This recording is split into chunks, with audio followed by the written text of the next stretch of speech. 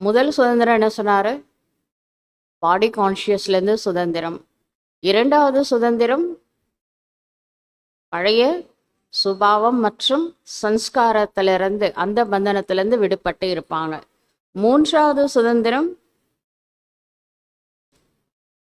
किसी भी देहधारी आत्मा के संबंध संपर्क में आकर्षित नहीं होगी. எந்த விதமான தேகதாரி மனிதர்கள் அவங்களுடைய ஆக்கர்ஷணத்தில் வரமாட்டார்கள். தேகதாரி மனிதர்களின் ஆக்கர்ஷணத்துல வரமாட்டார்கள். அதுக்காக அவங்க யார்கிட்டையும் பேசாம, சேவை பண்ணாம, வேலை செய்யாம இருக்க மாட்டாங்க. ஆக்கர்ஷணத்துல தான் வரமாட்டாங்க. சம்பந்த சம்பர்க்கமே ஆத்தே न्यारे और प्यारे होंगे. எல்லாரோட கனெக்ஷன்ல வருவாங்க, டிட்டாச்சா இருப்பாங்க.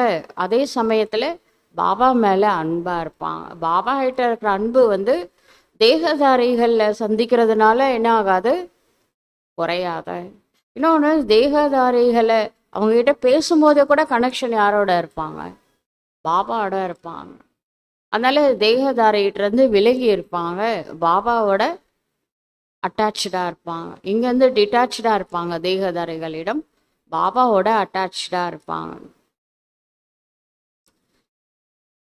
இப்போ ஃபஸ்ட்டு ஆக்கர்ஷணம் என்ன சொன்னார்?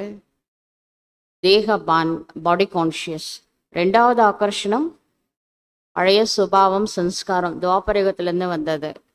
மூன்றாவது தேகதாரிகள், அவங்க ரிலேஷனாக இருக்கலாம், ஃப்ரெண்ட்ஸாக இருக்கலாம், கனெக்ஷனில் இருக்கலாம், புதுசாக பார்க்கலாம், யாராக இருந்தாலும் சரி, பிகேவாக இருக்கலாம், நான் பிகேவாக இருக்கலாம். சேவை பண்ணுவாங்க, கடமையை செய்வாங்க, ஆனால் டிட்டாச்சாக இருந்து செய்வாங்க. அவங்களுடைய மனசினுடைய அட்டாச்மெண்ட்டு சிவாபாட்ட இருக்கும். இந்த மூன்றும் இருந்ததுன்னா என்ன சொல்லலாம்? சுதந்திரமானவர்கள் அப்படின்னு சொல்லலாம்.